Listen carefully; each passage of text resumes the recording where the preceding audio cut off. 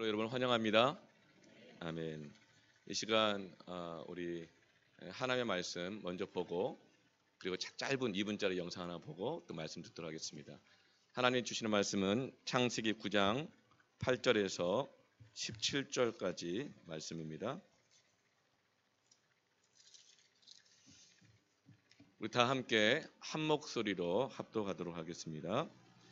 하나님이 노아와 그와 함께한 아들에게 말씀하여 이르시되 내가 내 언약을 너희와 너희 후손과 너희와 함께한 모든 생물 곧 너희와 함께한 새와 가축과 땅의 모든 생물에게 세우리니 방주에서 나온 모든 것 곧 땅의 모든 짐승에게니라. 내가 너희와 언약을 세우리니 다시는 모든 생물을 홍수로 멸하지 아니할 것이라. 땅을 멸할 홍수가 다시 있지 아니하리라. 하나님이 이르시되 내가 나와 너희와 및 너희와 함께하는 모든 생물 사이에 대대로 영원히 세우는 언약의 증거는 이것이니라. 내가 내 무지개를 구름 속에 두었나니 이것이 나와 세상 사이의 언약의 증거니라. 내가 구름으로 땅을 덮을 때에 무지개가 구름 속에 나타나면 내가 나와 너희와 및 육체를 가진 모든 생물 사이의 내 언약을 기억하리니 다시는 물이 모든 육체를 멸하는 홍수가 되지 아니할지라. 무지개가 구름 사이에 있으리니 내가 보고 나 하나님과 모든 육체를 가진 땅의 모든 생물 사이의 영원한 언약을 기억하리라. 하나님이 노아에게 또 이르시되 내가 나와 땅에 있는 모든 생물 사이에 세운 언약의 증거가 이것이라 하셨더라. 아멘.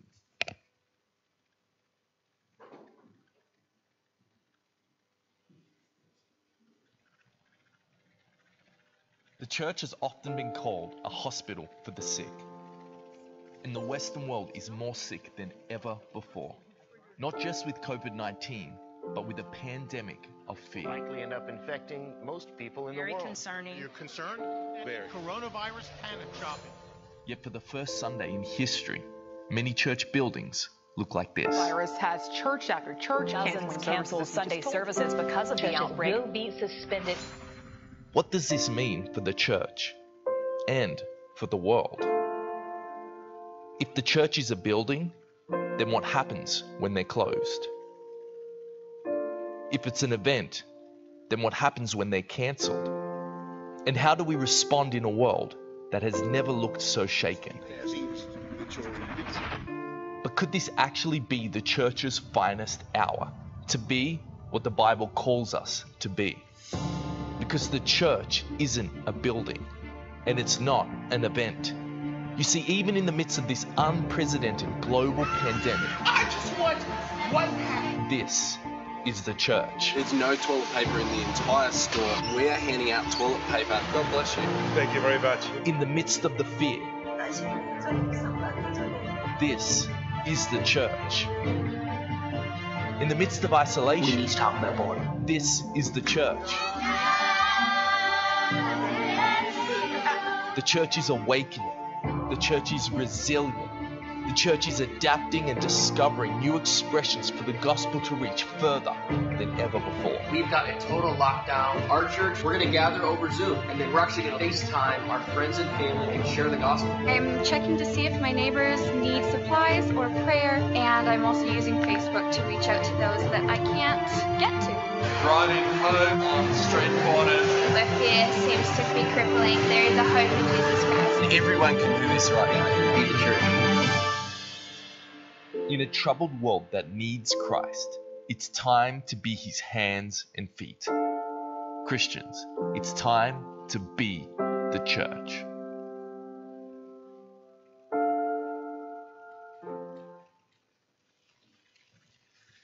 여러분, 우리만 걱정인 게 아니라 유럽과 미국과 동남아, 남미, 세상 때문에 여러분 걱정을 많이 하셨죠. 그러나 세상 미디어는 여러 많은 불안하고 두려운 소식들을 이야기하고 있지만 그런 팬데믹 가운데 있는 세상 속에서도 하나님의 사람들, 교회들은 이와 같이 적응해가고 있고 이겨가고 있고 복음을 증거해가고 있고 교회가 참된 교회됨을 회복하기 위해서 이렇게 몸부림하고 있습니다. 우리가 한국이 비교적 잘하고 있지만 그러나 여러분 이 세상 가운데 가득한 두려움을 정말 이겨낼 수 있게 하시는 것은 복음이고 하나님이 이 땅 가운데 세우신 샬롬의 공동체인 평안의 공동체인 교회인 줄로 믿습니다. 여러분 남 걱정하지 마시길 바랍니다. 예.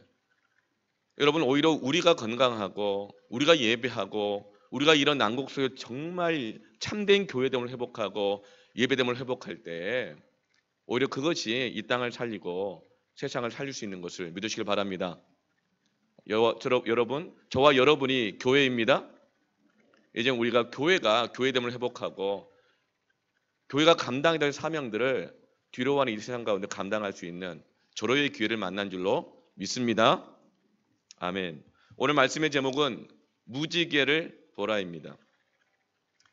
지금 가정에서 유아부, 유치부, 영아들, 그리고 부모님들, 그리고 기저질환, 그리고 면역력이 약하신 분들, 그리고 임산부들, 그리고 이 노약자분들, 심신이 약하신 분들, 또 우리 자가격리가 꼭 필요하신 분들, 이런 분들은 지금 다 함께 가정에서 예배를 드리고 있고 온라인으로 예배를 드리고 있습니다. 오늘 이 예배를 통해서 오늘 말씀을 통해서 우리가 어디에 있든지 그리고 또 지금 1층에서는 이 시온의 뜰과 맑은샘 카페에서는 어린이부 우리 학생들과 또 부모들이 같이 함께 이제 교회 나와서 가정 예배를 드리는 훈련을 시작하고 있습니다. 어느 곳에 있든지 어디에 있든지 오늘 예배를 통하여서 무지개를 발견하시기를 축원합니다. 언약의 무지개를 보시기를 축원합니다. 유발 하랄이라고 하는 이 이스라엘 역사학자가 있습니다. 사피엔스 호모데우스라는 정말 전 세계의 베스트셀러를 쓴 사람이죠. 근데 이 유발 하랄이는 그의 원래 풀네임 이름 전체는 유발 노아 하라리입니다. 유발 노아 하라리. 근데 이분이 파이낸셜 타임즈라고 하는 신문에 3월 20일자 기사에 이런 기사를 올렸습니다. 그 제목이 이거예요. 코로나 바이러스 이후의 세계입니다. 그래서 제 눈이 번쩍 뜨이더라고요. 코로나 바이러스 이전과 이후의 세계는 완전히 달라진다는 거죠. 그런데 또 이 사람 이름이 노아잖아요. 노아. 유발 노아 하라리 있잖아요. 홍수 이전의 세상과 노아 홍수 이후의 세상은 완전히 달라졌거든요. 그래서 제 눈이 번쩍 뜨여서 이걸 읽어봤습니다. 이 부제가 이거예요. 이 폭풍은 지나갈 것입니다. 하지만 우리가 지금 내리는 선택이 앞으로 오랜 시간 우리의 인생을, 이 세상을 결정할 수도 있습니다. 왜냐하면 인류는 생존할 것이며 그러나 단기적인 비상 조치로 선택한 많은 것들 때문에 코로나 바이러스 이전과는 전혀 다른 세상에서 살게 될 것입니다. 마치 홍수 이전의 세상과 홍수 이후에 방주에서 나와서 만나는 세상이 완전히 달라진 것처럼 코로나 바이러스 이후의 세상은 여러분 완전히 달라지는 세상이 될 것이라고 예견하고 있습니다. 근데 여러분 어차피 세상은 달라지는 것 아닙니까? 10년 전과 지금 예상이나 했습니까? 완전히 달라졌죠. 그런데 순간의 선택이 10년을 좌우한다고 10년 전부터 우리가 순간순간 해왔던 그 선택들이 오늘 지금 우리의 세상을, 우리의 인생을, 교회를 결정해 오고 있다는 사실들을 다시 한번 깨닫게 해주더라고요. 그래서 우리가 지금 하는 이 선택이 비상 상황에서 하는 선택이긴 하지만 과연 믿음의 선택인가, 신앙의 선택인가, 지금 하는 선택이 오히려 이것이 도약이 될 수도 있는 선택이 될 것입니다. 저는 이 온라인 예배의 선택이 굉장히 비상 상황에서 그리고 어쩔 수 없는 상황에서 선택한 것이긴 하지만 오히려 저는 이것을 통해서 가정에서 잃어버렸던 그 예배가, 가정 예배가 회복되어지는 도약의 선택이 되길 바랍니다. 그런데 그냥 단기적으로 한번 모면해 보기 위해서 눈치가 보여가지고 하는 선택이라고 한다면 오히려 이 선택은, 온라인 예배 이 선택은 두고두고 걸림돌이 될 것입니다. 지금 우리는 이 코로나 바이러스 이후로 수많은 것을 선택을 강요받고 있습니다. 예전 같으면 1년, 2년 숙고하고 고민하고 기도하고 막 말씀 찾아보고 상담하고 이렇게 해서 선택했어야 될 것들을 지금은 빨리빨리 결정하도록 강요받고 있어요. 여러분, 자유가 중요합니까? 건강이 중요합니까? 옛날에는 뭐라 그랬어요? 자유가 없으면 죽음을 달라 이랬잖아요. 여러분들 지금 자유가 중요해요? 건강이 중요해요? 그러나 지금은 건강을 위해서 자유가 속박당하거나 신앙의 자유까지도 무엇이든지 속박당하거나 제한받는 것, 이 모든 것을 건강을 위해서 선택하고 있는 때입니다. 그리고 이것이 앞으로 두고두고 영향을 줄 것입니다. 신앙과 건강 무엇이 중요합니까? 교육과 건강 무엇이 중요합니까? 경제와 건강, 개인정보와 건강 무엇이 중요합니까? 여러분, 개인정보 한번 알리는 거 얼마나 싫어합니까? 어디에 사진 한번 올라가는 것, 누가 나의 이름을 알고 있는 것, 전화번호 알고 있는 것, 얼마나 우리가 민감하고 불편해합니까? 근데 지금 이 건강 때문에 개인정보뿐만 아니라 신체 정보까지도 다 그것을 오픈하고 있습니다. 그리고 앱을 깔아놓고 이 사람의 동선이 어딘지까지 다 파악할 수 있도록 이렇게 되어 있습니다. 우리는 지금 단기적인 비상조치로 인해 선택한 것들 때문에 이것이 앞으로 장기적인 우리의 삶을 결정하게 될 것인데, 정말 여기서 우리의 문제는 뭐냐면 이 코로나 바이러스 이 사태가 벌써 7주. 그런데 전문가들은 말하기를 뭐라고 말합니까? 4월도 아니에요. 5월도 아니에요. 올해를 넘어갈 거라고 얘기합니다. 지금 이런 우리 순간순간 선택들이 장기적인 세상을 지금 결정해 나가고 있거든요. 급기야 그렇게 강성 발언을 했던 이재명 우리 경기도 도지사께서도 정관용 시사자키에 인터뷰에서 이렇게 얘기하더라고요. 이제는 방역을 최선을 다하고 사회적 거리두기를 굉장히 더 강력하게 하겠지만 이제는 바이러스를 막는다는 것 자체가 불가능하다. 그러면 앞으로는 생활 방역을 해야 된다. 이러다가 경제도 죽고 가정도 죽고 우리 이 시민들의 일상생활도 죽고 교육도 죽고 다 죽겠다.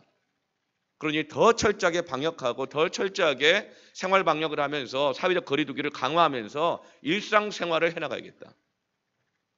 그래서 이제는 마스크 끼고 방역하면서 2m 거리 떨어져 가면서 식당도 가서 밥도 먹어야 되고 여가도 즐겨야 되고 종교 생활도 해야 되고 이렇게 얘기하더라고요. 왜죠? 장기적으로 갈 것이기 때문에. 그래서 오늘 우리가 언젠가는 한 번의 이 선택 시점을 정해야 되기 때문에 오늘부터 철저하게 방역을 하고 사회적 거리두기를 더 철저하게 지키면서도 11시 예배와 오후 2시 예배로 더 흩어져서, 왜요? 거리두기를 해야 되니까. 중간에 소독도 해야 되니까. 그러면서 지금 다시금 가정 안에서 무너졌던 예배를 회복하기 위해서 자녀들과 함께 나와서 가족들이 이제는 가정에서 예배를 드릴 수 있는 분은 드리지만 교회에 와서 또 부모와 자녀를 함께 예배를 드리고 2부 예배 때는 또 청소년부와 대학 청년부와 부모들이 함께 또 예배를 드리고, 왜냐하면 지금의 선택이 앞으로의 세상을 결정할 것이기 때문입니다. 오늘 우리의 이 선택이 저는 도약이 되기를 축원합니다. 노아와 그 가족들이 방주에서 나왔을 때 얼마나 황당했겠습니까? 방주에서 나와보니 세상이 어때요? 완전 달라진 거예요. 다 폐허가 돼 있는 거예요. 살 수가 없는 것이죠. 여러분 같으면 어떻게 하겠어요? 저 같으면 다시 방주로 들어갈 것 같아요. 완전 재난 상황이잖아요. 뭐 먹을 게 있어요. 살 집이 있어요. 온 세상에 썩은 시체로 가득하고 전염병이 돌지도 모르고 환경은 다 파괴되어 있고 어디서부터 손을 대야 될지 모르겠고, 저 같으면 당장이라도 살라고 다시 방주로 들어갈 것 같아요. 근데 그때 노아는 하나님을 기억하면서 예배를 드리죠.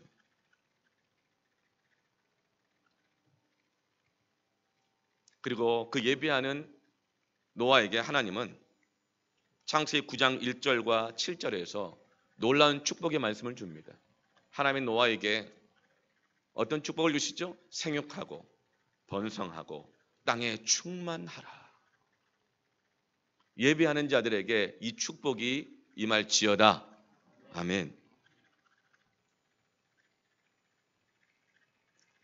여러분, 어떻게 하면 이런 축복의 말씀이 파괴된 이 세상 가운데 실제로 이루어질 수 있을까요? 오늘 세 가지를 말씀드리려고 하는데, 첫 번째로 하나님의 언약을 신뢰하는 것입니다. 하나님께서 예배하는 노아와 그 가족들에게 축복을 하시고 난 다음에 오늘 우리가 함께 읽었던 8절부터 11절에 보면 노아가 완전히 달라진 세상에서 살아갈 수 있도록 하게 하시는 언약을 주십니다. 이 언약을 주십니다. 왜 그럴까요? 생육하고 번성하여 땅이 충만하라 그랬는데 노아가 예배드리고 나서 난 다음에 보는 세상은 어때요? 그럴 가능성이 하나도 없는 세상인 거예요. 예배를 드리고 말씀을 받을 때는 은혜가 되지만 변해버린 세상을 바라볼 때 노아의 마음이 어떻겠습니까? 그래서 하나님께서는 어떻게 이 변화된 세상 속에서 축복을 누리며 살아갈 수 있을지를 언약의 내용, 그 말씀을 주고 계십니다. 여러분, 이 언약을 신뢰하시길 바랍니다. 하나님은 항상 약속을 기초하여 일하십니다. 하나님은 약속하시지 않고서는 일방적으로 무조건 그냥 하시는 법이 없어요. 하나님은 약속하시고 반드시 약속하시는 것은 이루시는 하나님이십니다. 민수기 23장 19절 말씀에 하나님은 사람이 아니시니 거짓말을 하지 않으시고 인생이 아니시니 후회가 없으시도다. 어찌 그 말씀하신 바를 행하지 않으시며 하신 말씀을 실행하지 않으시랴. 하나님은 신실하신 하나님이십니다. 언약을 지키시는 하나님이십니다. 그러면 여러분, 하나님이 주는 이 언약을 신뢰하십시오. 세상에서 말하는 약속들 신뢰할 수 있습니까? 4월 15일 이제 이 총선이 있는데 여러분, 정치인들 지금 얼마나 지금 선거 방법도 지금 아직 이해도 안 되시는 분들 많을 거예요. 위성 정당이 뭐며 비례대표가 뭐며 뭐 어떻게 뽑는다는 건지, 이 당이 저 당인지 저 당이 이 당인지, 예. 예전 그냥 헷갈리게 해가지고 아무나 찍게 하려고 그러나 봐요. 여러분, 정치인들의 언약을, 약속을 신뢰할 수 있습니까? 그러나 사람들은 비상 상황이 되면 막 신뢰한다고요. 살려고, 건강하려고, 뭐라도 하나 더 얻어보려고. 그런데 그 선택이 여러분 걸림돌이 될 수도 있다는 사실을 기억해야 합니다. 우리는 사람들의 말, 이것을 신뢰할 것이 아니라 하나님 우리에게 주시는 이 언약의 말씀을 신뢰하고 선택하시길 바랍니다. 이번에 총선도 마찬가지입니다. 정치 철학, 사람, 정당, 그거 보고 우리가 투표해야겠죠. 그럼 무엇보다도 그리스도인들은 하나님의 언약의 말씀을 기초하여서 정치인들을 똑바로 봐야 합니다. 그들의 공약을 똑바로 봐야 합니다. 우리가 신뢰할 것은 말씀으로 선택하는 것입니다. 여러분, 4월 15일 날 총선 다 투표하시길 바랍니다. 그러나 하나님의 언약을 기초로 하여 이 사람의 공약이, 이 사람의 정치 철학이, 이 당의 정체성이 과연 하나님의 말씀 앞에서 옳은가? 여러분, 그것만 신뢰하고 여러분 투표하시길 바랍니다. 그럼 어느 당이어도 상관없습니다. 어떤 사람이어도 상관없습니다. 정치인이 어차피 사람이 하는 일입니다. 완벽할 수 없습니다. 그러나 하나님의 언약으로 선택하게 할 때 생육하고 번성하고 축복하며 땅에 충만하며 회복의 역사가 정치를 통해서도 일어날 수 있다고 믿는 것입니다. 언약이란 반드시 쌍방이 합의하고 동의할 때 사인하고 이루어집니다. 사람 사이에 일방적이거나 강요에 의한 것은 계약이 될 수 없습니다. 한일 합방 같은 그런 계약은 불평등한 계약이기 때문에 사실은 국제법적으로도 효력이 없는 것이거든요. 그런데 여러분, 하나님께서 우리에게 언약하실 때는요, 일방적으로 하십니다.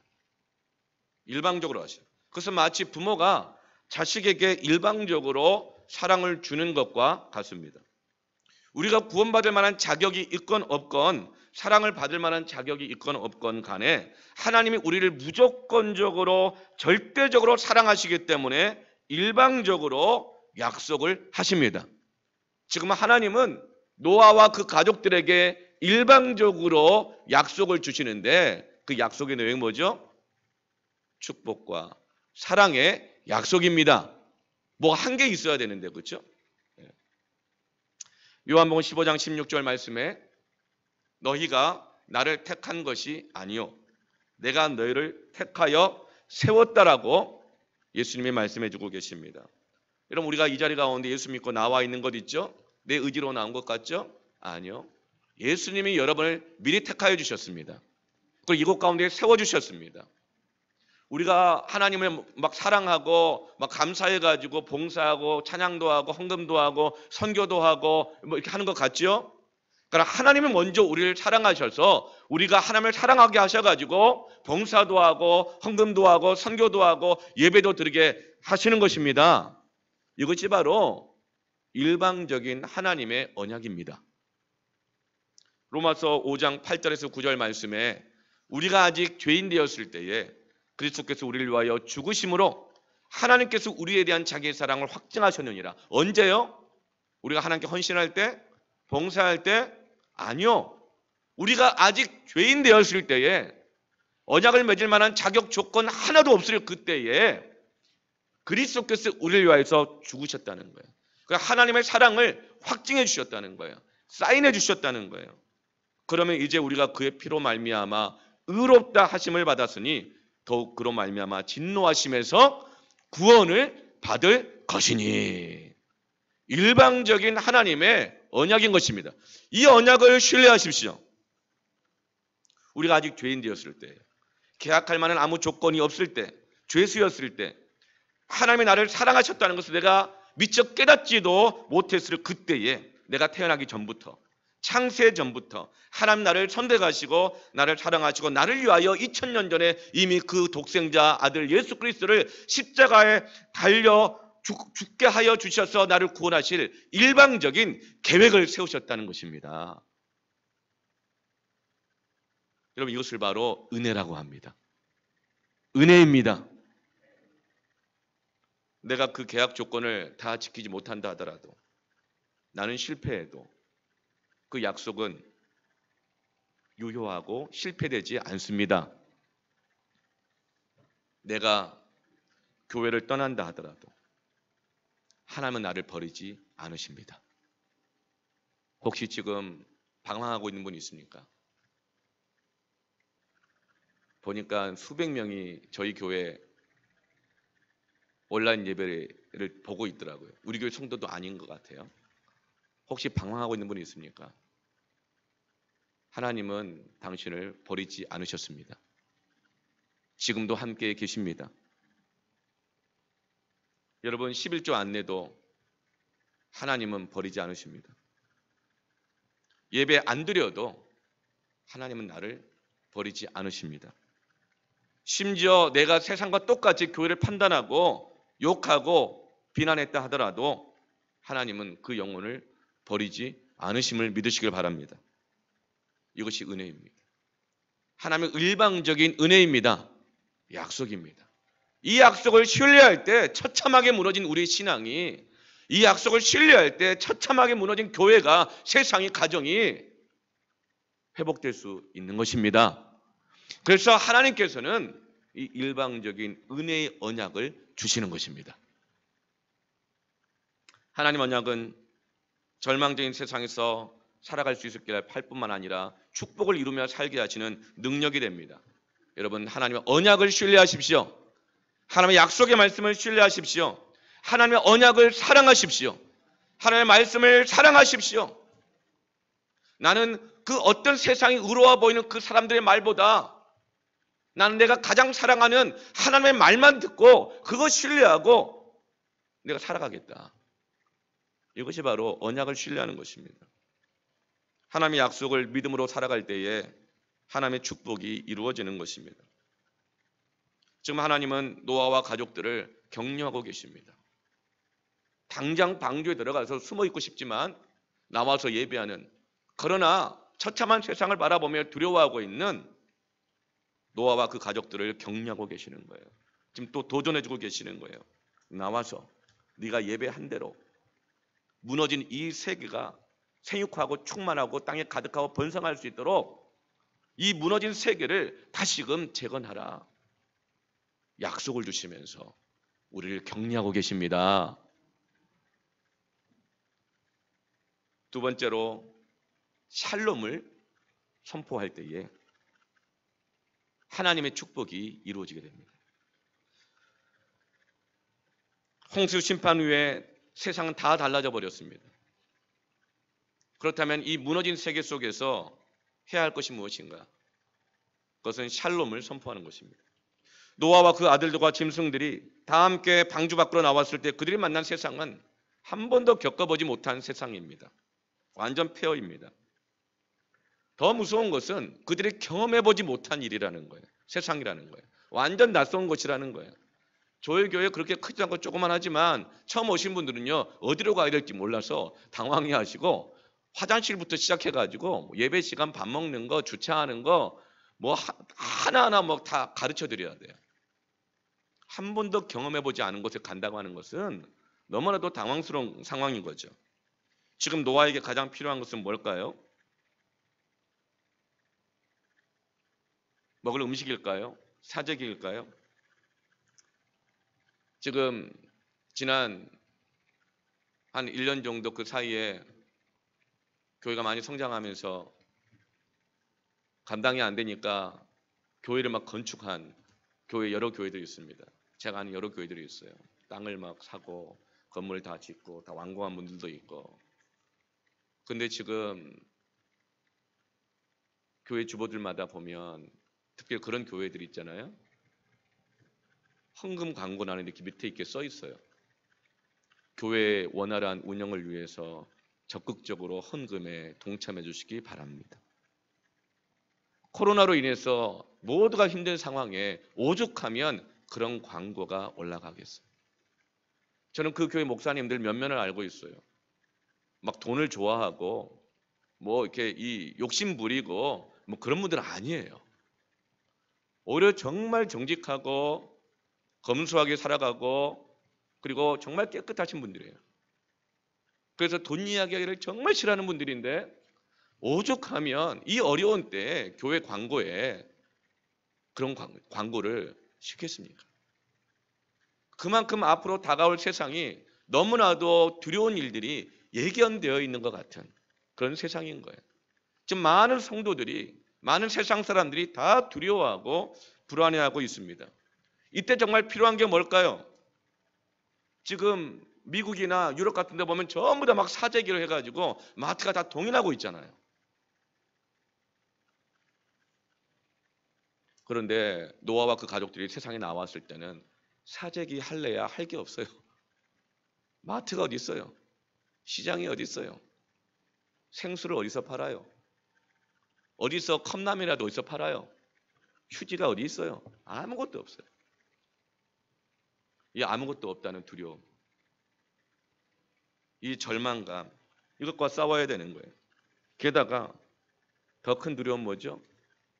코로나 바이러스가 잠잠하게 된다고 해도 가을에 또 올라올 거라고 그러는데, 또 계속 반복될 거라고 그러는데, 홍수 심판 다시 오면 어떡하나.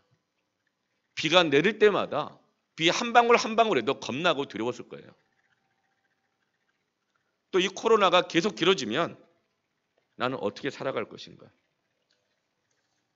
하나님은 그 두려움을 아시는 거예요. 그래서 노아에게 이 언약을 주시는 것입니다. 이 언약의 내용이 뭐예요? 다시는 내가 홍수로 심판하지 않을 것이다. 두려워하지 말라. 나는 너의 하나님이다. 안심해라. 내가 너를 보호해 줄 거야. 그러니까 두려워하지 말고 이 세상을 재건하도록 해라. 내가 너를 축복해 주겠다. 하나님은 지금 노아에게 하늘의 만나를 내려주는 것 대신에 그에게 가장 필요했던 것은 샬롬이었습니다.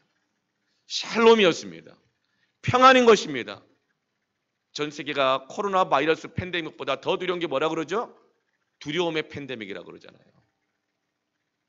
두려움 때문에 지금 뭔가를 선택한다면 그 선택은 걸림돌이 될 것입니다.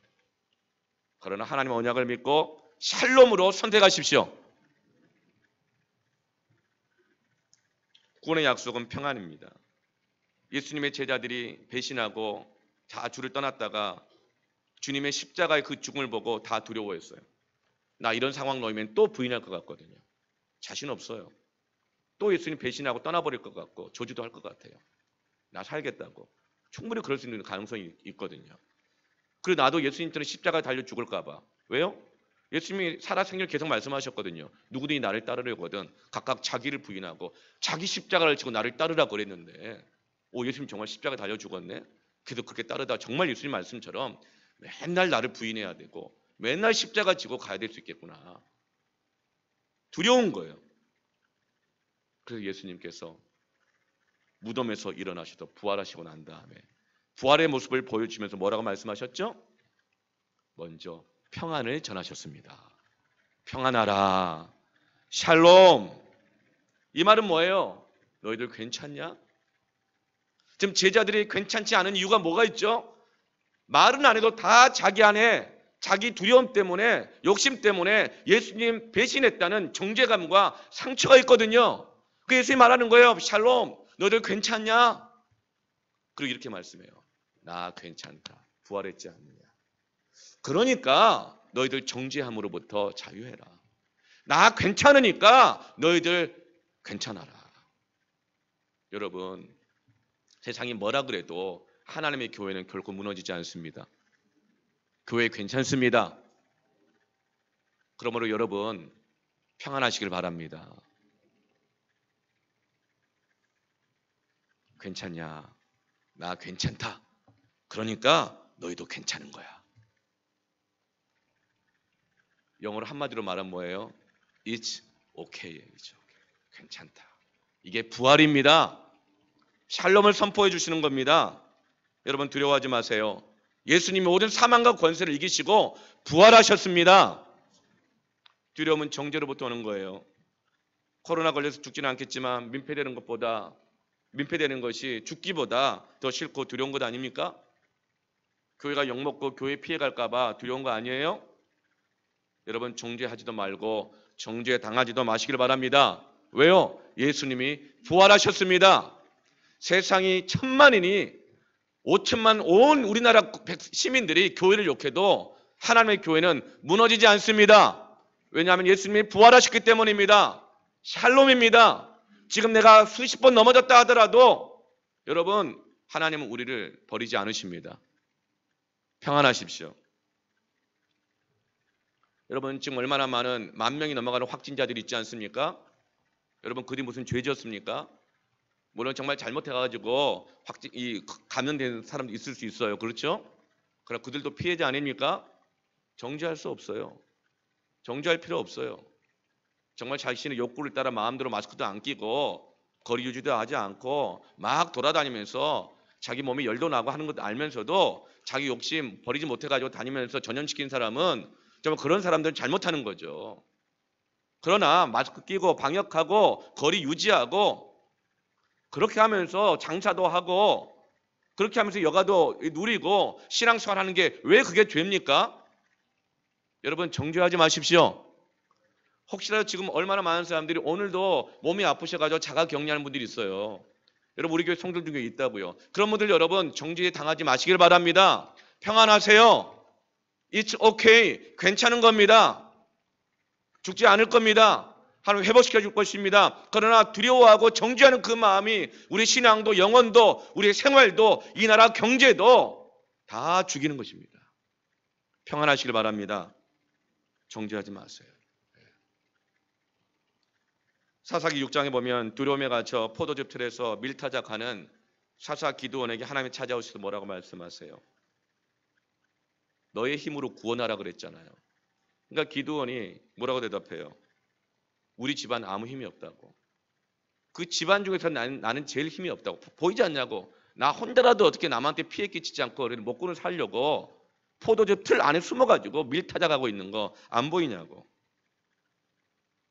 두려워하고 있는 거예요. 나 혼자 삶도 못 감당할까 봐. 나서봐야 도움도 안 되니까 두려운 거예요. 그때 사사기 6장 23절에 하나님 뭐라고 말씀하세요?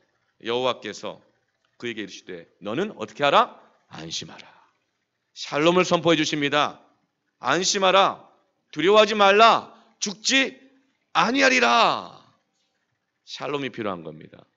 그리고 24절에 그러자 기드온이 여호와를 위하여 제단을 쌓고 그것을 여호와 샬롬이라 하였더라. 무너진 세계를 재건하는 데 필요한 것은 샬롬의 신앙입니다. 부활의 신앙입니다.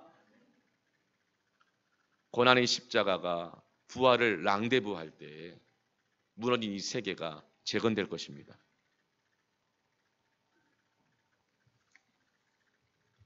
여러분, 이 세상 가운데 샬롬을 선포해 주십시오.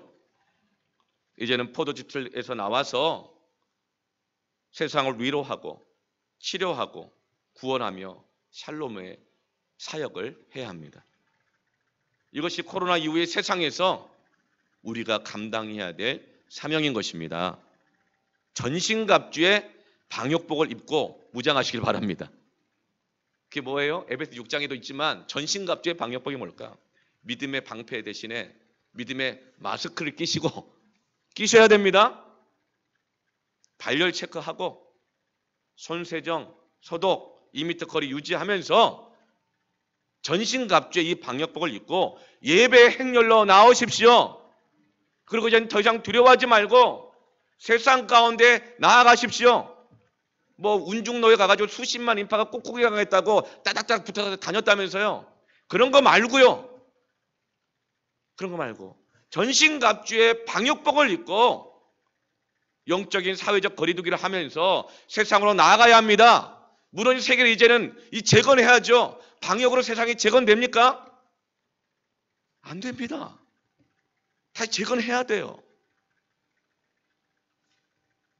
여러분, 안에만 숨어서 우리가 예배한다고 해서 여러분 정말 예배가 재건됩니까? 교회가 이 세상에서 좀 만신창이가 되어버린 이 교회가 다시 재건될까요? 최소한의 방어일 뿐이죠. 이제는 세상을 향해서 샬롬의 군대로 나아가시기를 축원합니다. 여러 가지 아이디어가 막 떠오르더라고요. 예. 뭐 재난기금 100만 원인가? 뭐 저는 못 받을 것 같은데 모르겠어요. 근데 많은 사람들이 실제로 말만 그렇지 받을 수 있는 가능성이 너무나 적다 그러더라고요. 저만 그런 게 아니라 재난기금 100만 원 나오면 어떻게 할까? 막 생각하니까 갑자기 가슴이 뛰더라고요.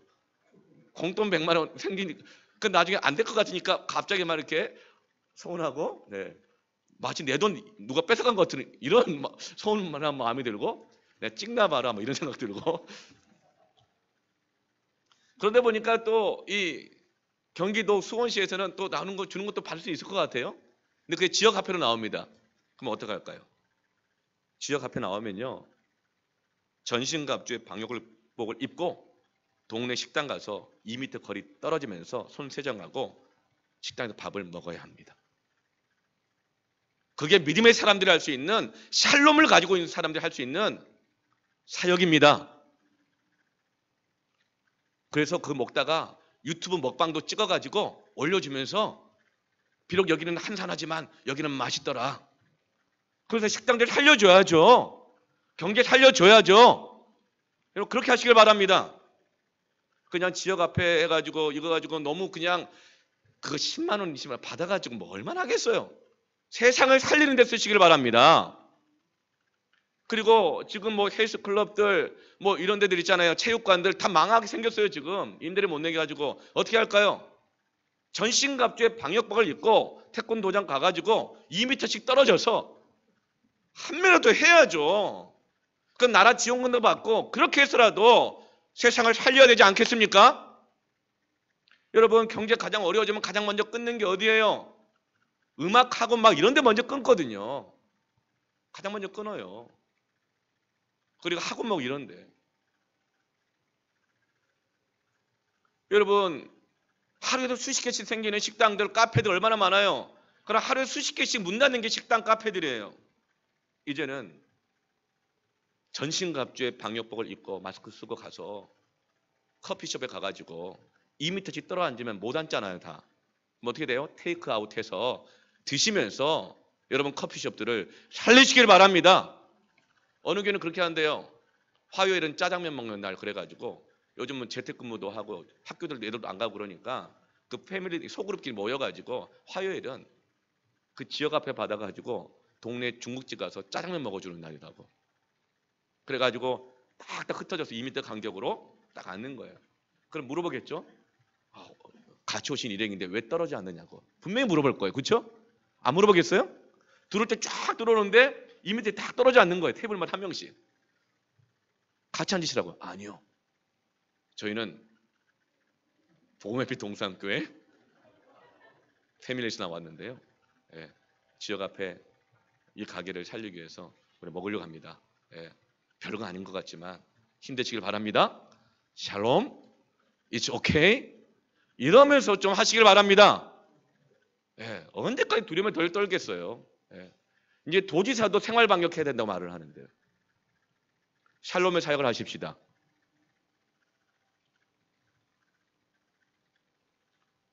마스크 만들어주는 것들 너무 귀하네요. 어느 교회들은 파주가니까 우리 교회 뭐 좀 더 작은 교회인 것 같아요.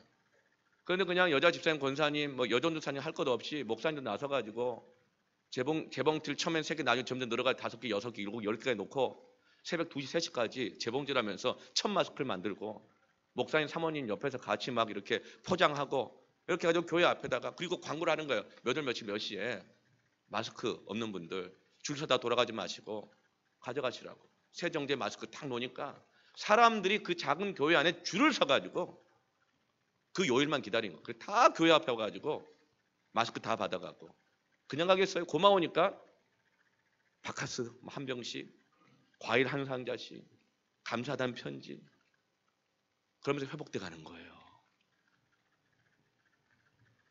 우리가 선교하고 있는 인도네시아 선교지에서 기도 편지를 받았는데 깜짝 놀랐어요. 무슬림 사회잖아요. 예수 믿으면 죽이는 곳이잖아요. 그런데 거기서 이번에 어떤 일을 하냐면 1000명의 무슬림들을 섬기겠다는 기도하는 가운데 결단을 했대요. 지금 인도네시아 우리가 선교하고 있는 그 선교지 말랑이 레드존으로 지정됐습니다. 굉장히 좀 어려운 곳이에요. 그런데 1000명을 섬기겠다고 기도하다 결정했대요. 그래서 마스크 1000개를 만들어서 무슬림 이웃들에게 나눠주고 있습니다. 1000개 어떻게 만들었을까요?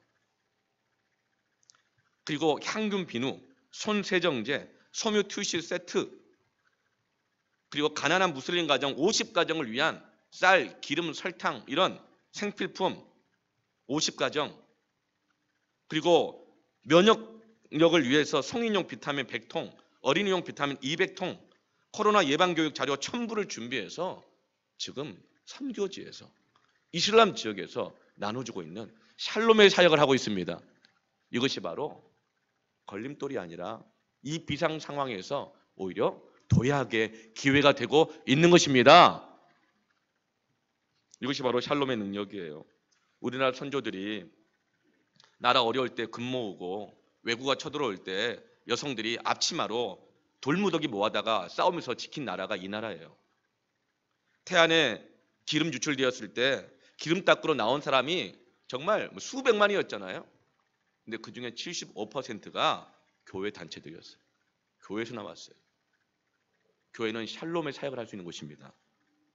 겁먹지 말고 이전에는 전신갑주 방역복 입고 사회적 거리두기를 강력하게 하면서 세상으로 나와서 이제는 예배 한번 어떻게 드릴까 여기에 전정 근거하지 말고 폐허가 된 이 세상을 위로하고 위기에 처한 이 세상을 살리는 샬롬을 선포하기를 축원합니다.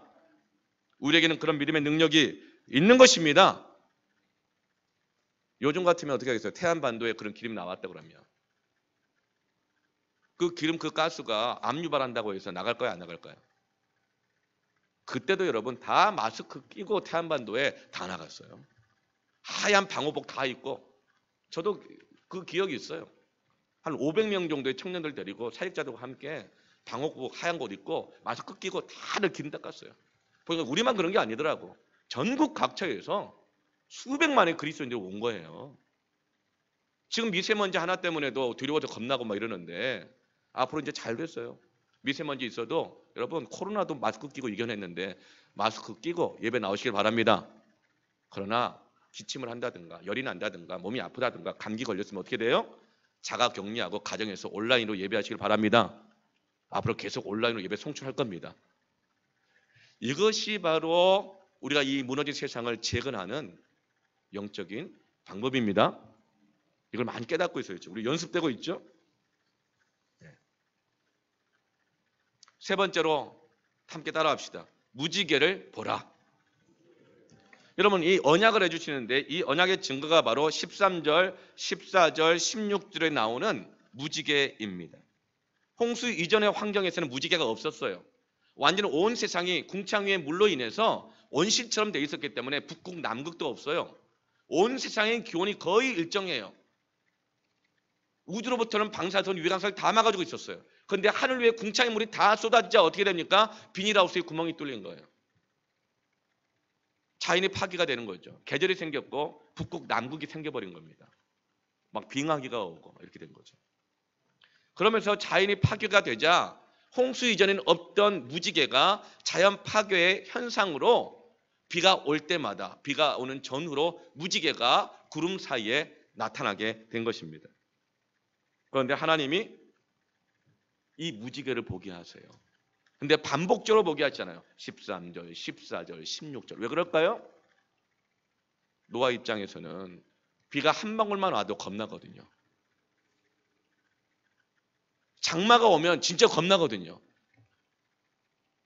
그래서 하나님께서는 비가 올 때마다 나타나는 무지개를 가르쳐 주시면서 하나님의 약속을, 이 언약을, 두려움을 이기도록 다시금 기억하도록 무지개를 증거로 삼아 주시는 것입니다. 제가 2002년 5월 달에, 제가 1997년에 결혼하고 2002년 5월 달에 또 교회 사역을 위해서 또 우리 장모님이 우리 큰애 키워주신다 그래가지고 큰애 살 때, 3살 때에 안산으로 이사 왔습니다. 그린빌 아파트 1층 16평짜리 원룸에서 살 때였어요. 근데 몇 달 안 살았는데 한 달 정도 살았나. 그런데 갑자기 온 방에 곰팡이가 끼기 시작해요. 이유를 알 수 없었어요. 근데 알고 보니 바닥에 온돌 배관이 새가지고 장판이 그냥 꿀렁꿀렁해요, 물이. 그러다 보니까 온 벽에 그냥 곰팡이 끼고 애는 맨날 감기 걸리고 축농증 걸리고 뭐 이렇게 중이염 걸리고 병원 가고 1년 동안 병원을 53번 갔습니다, 여러분. 3살 때. 얼마나 힘들었겠어요. 저는 당시에 대학원 다니고 있었고 아내는 직장 다니고 있을 때였어요. 먹고 살기도 힘든데 이런 일이 너무 힘들더라고요. 스트레스 받고. 그래서 이 누수한 걸 고쳐달라고 그 건설 회사하고 싸우는데 집을 다 비우래요. 비용도 안 주면서. 그래 고칠 수 있다고. 그래서 집을 다 비웠어요. 딴 데 다 옮겨놨어요. 찾는데 고쳤다 그러는 거예요. 그래서 다시 비용을 들여가지고 또 다시 이사를 해가지고 다 넣었어요. 아내 직장 다니지, 애는 3살이, 저는 신학 대학원 다니고 기숙사 생활을 해야 되지. 이 일을 찾는 게 얼마나 힘든지 몰라요. 그 또 다시 또 얼마 안 있으니까 또 물이 또 새가 또 곰팡이 끼고 바닥에 또 꿀렁꿀렁하는 거예요. 건설회사에 또 얘기를 했더니 집 비우래요. 비용도 안 주고 또 비웠어요. 다 고쳤대요. 다시 집을 넣었어요. 근데 좀 있으니까 또 다시 물 새고 곰팡이 끼고 바닥에 꿀렁꿀렁하는 거예요. 또 비우래요. 또 비웠어요. 비용도 안 주고 또 다시 채웠어요. 화가 막 나는 거예요. 그래서 건설회사하고 싸웠어요. 보상하라고. 보상을 안 해주는 거예요. 나중에 보상을 해주더라고. 여기서 잠을 못 잤으니 잠 못 잔 만큼 여관비 계산해가지고 하루에 3만 원씩 해서 15일 동안 3번 왔다 갔다 했거든요. 15일 동안. 생각해 보세요. 3만 원씩 계산해서 45만 원을 주겠대요. 화가 나가지고 그거 못 받는다. 그래가지고 제가 오피스텔 값을 해가지고 10만 원, 150만 원 해라. 뭐 싸우는데 해결이 안 돼요. 너무 스트레스 받죠.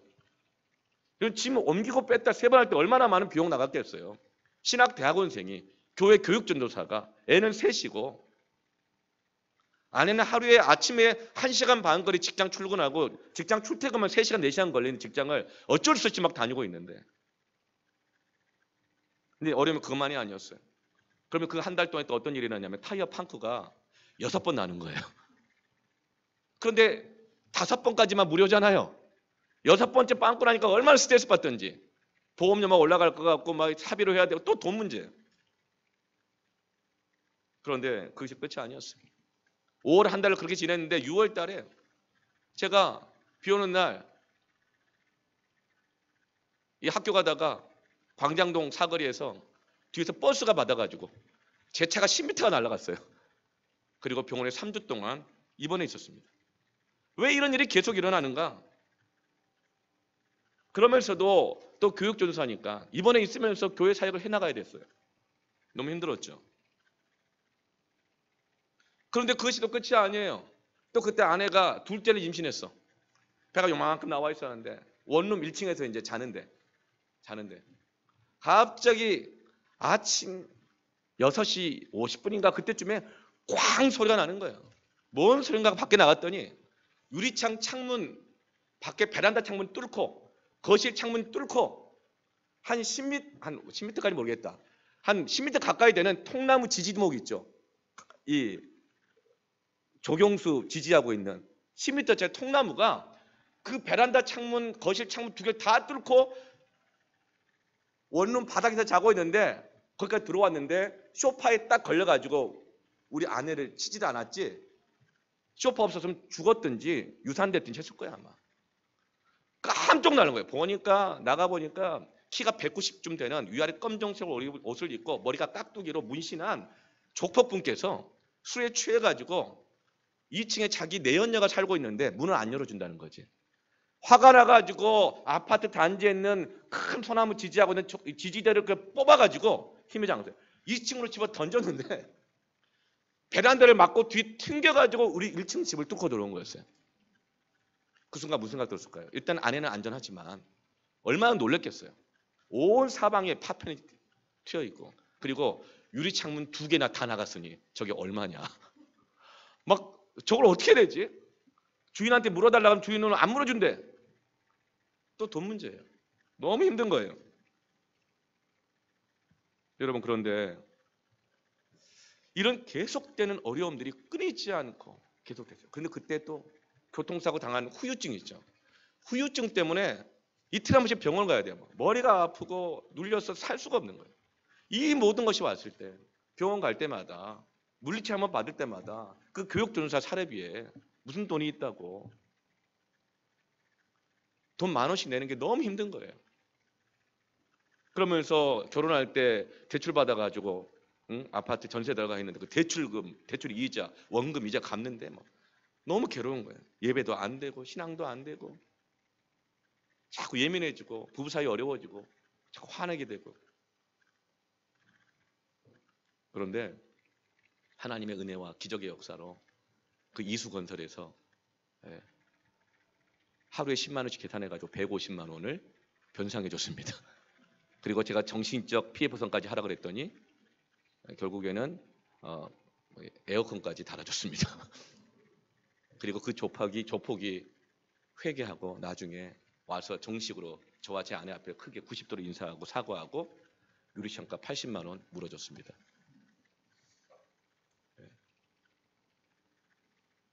그리고 나서 이게 내가 평안을 잃어버린 이유가 뭘까? 가만 보니까 하나님을 신뢰하지 못했던 거예요. 세상에서 사고 얼마나 많이 당합니까? 얼마나 많은 어려움이 예상됩니까? 하나님 신뢰하지 못했던 거예요. 그리고 돈에 매여 있다는 사실을 깨닫게 됐어요. 그걸 깨닫고 제가 아내를 불렀어요. 그리고 그 아파트 바로 앞에 벤치가 있는데 앉아가지고 이런 나눔을 했습니다. 우리가 앞으로 정말 돈에 매이지 말자. 철저히 하나님 더 신뢰하자. 막적인 사명 더 잘 감당하자. 그렇게 하고 회개하고 같이 눈물로 손잡고 기도했어요. 벤치에서. 그리고 예수님의 이름으로 기도합니다. 아멘 하고 눈을 딱 떴더니 놀랍게 그린빌 원룸 아파트 106동인가 모르겠어요. 그 아파트 위로 기적과 같이 무지개가 뜬 줄로 믿으시기 바랍니다. 진짜 무지개가 떴어요. 근데 그날은 비도 안 왔는데 마른 하늘에 무지개가 떴어요. 참 신기하더라고요. 여러분 저는 지금도 돈 때문에 어렵고 마음이 힘들고 불안할 때마다 그 무지개를 기억합니다. 오늘 하나님은 예수 그리스도 안에서 저와 여러분을 똑같이 격려해 주시고 있습니다. 병이 들 수 있습니다. 아플 수도 있습니다. 확진 받을 수도 있습니다. 지금 자가 격리해야 될 수도 있습니다. 때로는 지금 사업이 어려워지고 직장이 어려워질 수도 있습니다. 어제 제가 파도우드 그 대표 목사님 만나보니까 그 친구분이 모두 투어 임원이라 그러는데 어제 회사를 파이어 됐다고 이렇게 하더라고요. 그런 분들 지금 굉장히 많아요. 몇몇 무슨 이렇게 모르겠어요. 어떤 분들은 안전할 수 있겠지만 대다수의 많은 분들이 지금 너무나 어렵고 있습니다. 그러나 여러분 샬롬하시길 바랍니다. 하나님 반드시 책임져 주실 것입니다. 길을 열어주실 것입니다. 반드시 도와주실 것입니다. 그러면 여러분 때로는 사람들이 1000만 명의 사람이 나를 떠났다 하더라도 하나님 주실 언약의 무지개를 바라보시길 바랍니다. 그리고 전신갑주의 방역복을 입고 나아가시길 바랍니다. 네, 함께 우리 시간 찬양하면서 기도했으면 좋겠는데요. 여러분 무지개가 이 신약에 와서는 바로 예수 그리스도의 십자가입니다. 무지개는 하나님의 완벽하게 창조된 세상이 인간의 죄로 하나님의 진노를 이 세상에 온몸으로 받아내면서 상처난 자국이 무지개예요. 여러분 무지개는 신약의 십자가입니다. 예수 그리스도입니다. 십자가를 바라보시길 바랍니다. 예수 그리스도를 바라보시길 바랍니다. 광야에서 거역과 우상 숭배의 죄로 불뱀에 물려 죽어갈 때에 노뱀을 장대에 달아놓고 바라보는 자는 다 살아나게 되었습니다.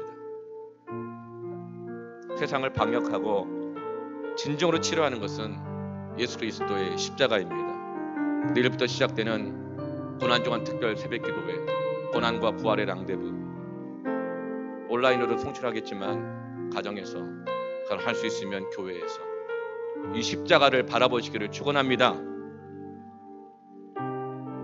그러면 살게 될 것입니다. 이 시간 같이 함께 찬양하면서 기도했으면 좋겠습니다.